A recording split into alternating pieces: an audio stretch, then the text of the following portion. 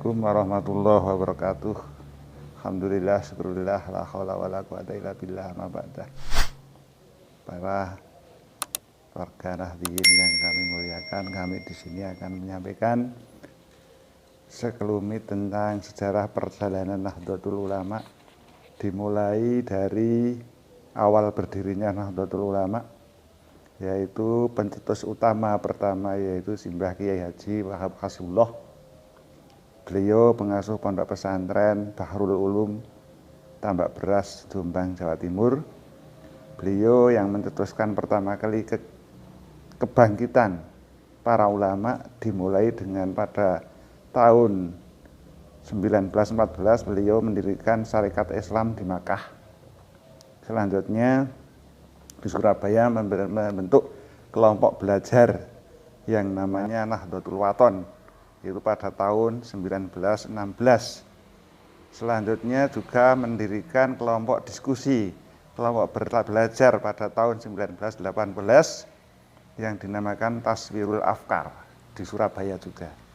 Ini tokoh pencetus Nahdlatul Ulama yang pertama kali, yaitu Kiai Wahab Hasbullah, yang dimulai dari latar belakang kenapa ada perkumpulan Nahdlatul Ulama, dimulai karena di Timur Tengah, di Arab Saudi tepatnya, waktu itu ada seorang pimpinan negara Arab Saudi yang waktu itu namanya Hijaz, negara Hijaz, dipimpin oleh Raja Ibnu Saud.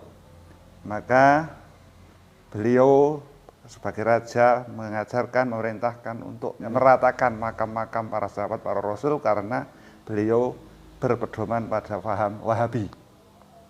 Waktu itu didengar tokoh-tokoh ulama Indonesia, yang pertama yaitu Kiai Haji Wahab Hasbullah, dilanjutkan oleh Kiai Haji Hasyim Asy'ari dan Kiai Haji Bisri Sansuri, tambah Kiai Mas Alwi Abdul Aziz. Beliau berembuk, akhirnya mereka sepakat menghadap kepada Raja Ibnu Saud untuk menyampaikan jangan dipakai pedoman Wahabi saja, karena masyarakat Islam seluruh dunia berbeda-beda. Ada yang Ahlus Sunnah, ada yang Khawarij, ada yang Syiah, ada yang Wahabi.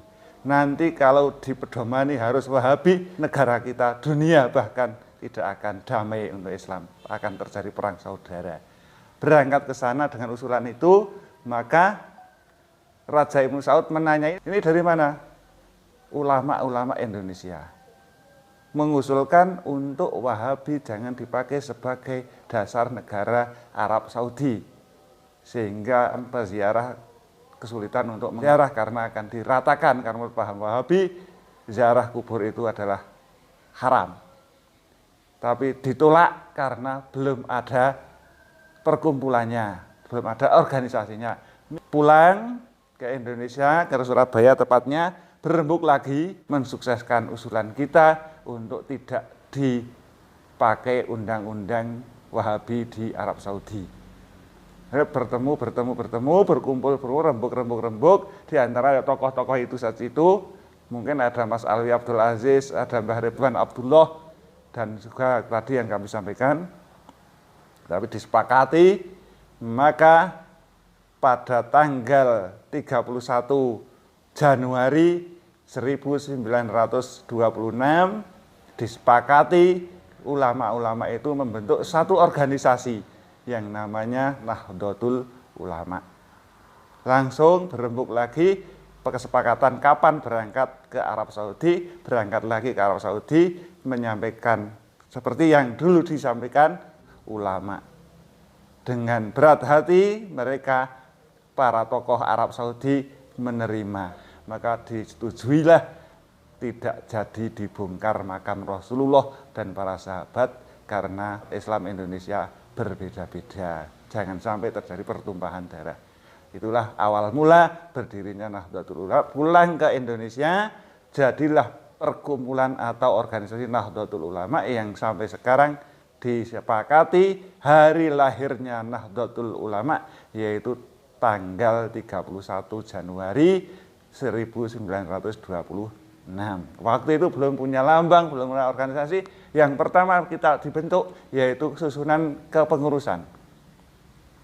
Susunan pengurusan yang pertama ditunjuklah Kiai Haji Hasyim Asy'ari sebagai Rais Suriah yang waktu itu punya julukan Raisul Akbar. Punya gelar Raisul Akbar Kiai Haji Hasyim Asy'ari. Terus dilanjutkan Ketua Tanfidiyah waktu itu Kiai Hasan Gipo, dan terbentuknya NU itu di kota Surabaya. Setelah itu berembuk-rembuk dan melengkapi kepengurusan, selanjutnya kepengurusan lengkap Khatib Suriah waktu itu kalau nggak salah yaitu Kiai Haji Wahab Hasbullah sebagai Khatib atau namanya Sekretaris Suriah. Waktu itu Kiai Haji Wahab Hasbullah kalau nggak salah. Kalau nggak keliru itu nanti bisa kita lihat lagi di pertemuan yang akan datang, kelengkapan kepengurusan Nahdlatul Ulama yang pertama. Waktu itu belum punya lambang, sama sekali punya lambang, baru berdiri namanya Nahdlatul Ulama yang maknanya kebangkitan para ulama.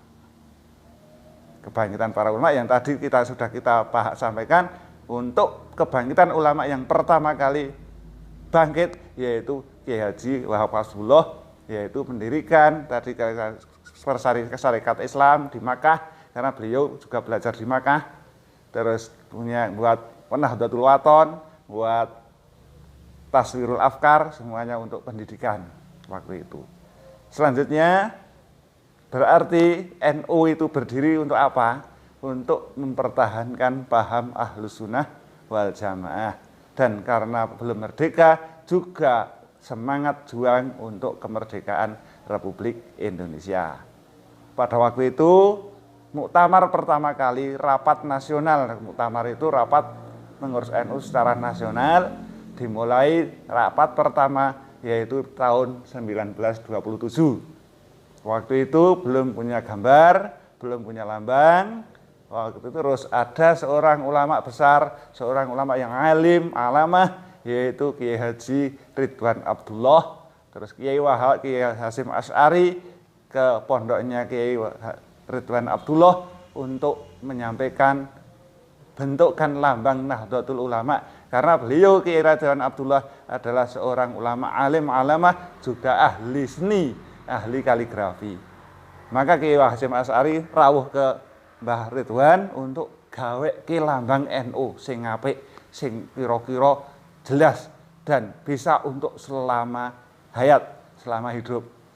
Siap tak damel. Waktu itu awal-awal terus digambar, Kiai Ridwan gambar, Agus gambar, sudah gambar bisa dilihat, kok enggak letak pantas, enggak jadi. Gambar lagi enggak pantas, enggak jadi, sampai muktamar kelang seminggu ditagih oleh Kiai Hasyim Asy'ari, Kiai Ridwan endi gambare dereng dados. Sampeyan ahli gambar kok iso ra dadi mumet kok judek ono NU sing arek gede, kok begini kurang tepat begini. Akhirnya Kiai Hasyim ngendika, ya Kiai Ridwan, lah dhewe umat Gusti Allah to. Nggih. Ayo matur Gusti Allah. Oh nggih pun siap. Istikharah. Salat istikharah, minta petunjuk. Dalam mimpi Kiai Ridwan Abdullah diberi gambar jagat, gambar lambang yang sampai sekarang masih ada itu. Muncullah, jadilah lambang Nahdlatul Ulama seperti yang sampai sekarang masih dipakai. Jadi organisasi kita Nahdlatul Ulama itu paling beda dengan organisasi yang lain. Kalau Nahdlatul Ulama, saya berpendapat gambare lambange NU sing gawe Gusti Allah melalui mimpi istikharah Simbah Kiai Ridwan Abdullah. Dene gambare tangane lisane sing gambar tetap tangane Kiai Ridwan Abdullah, tapi lambang itu hasil dari sowane Kiai Ridwan Abdullah pada Allah untuk minta petunjuk lambang NU itu yang bagus bagaimana.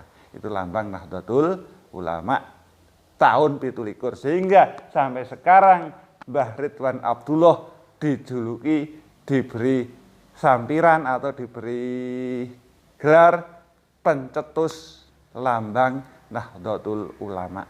melalui istikharah. Maka sowan Gusti Allah atas petunjuk Mbah Hasyim, petunjuk Mas Hasyim Asy'ari untuk minta petunjuk sehingga betul diberi petunjuk oleh Allah Subhanahu wa taala.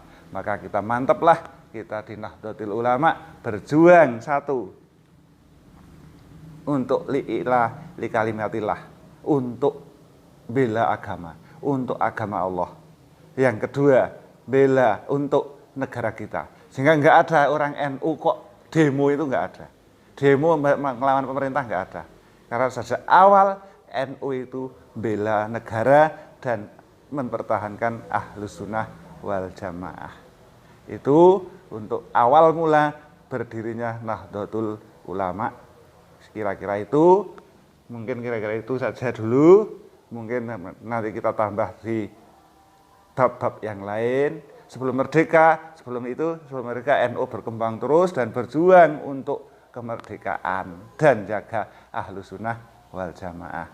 Mungkin itu saja awal mula Nahdlatul Ulama berdiri berdiri sebelum merdeka.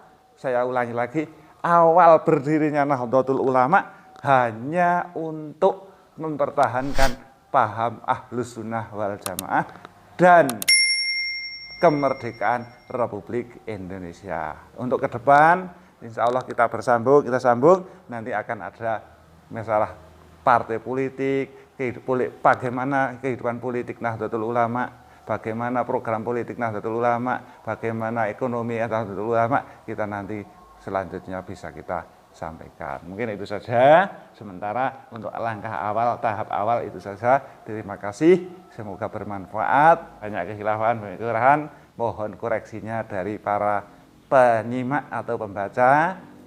Kalau ada kekurangan, kekeliruan, saya mohon untuk dikoreksi, dibetulkan. Demikian, wallahul muwaffiq ila aqwamit thoriq. Assalamualaikum warahmatullahi wabarakatuh.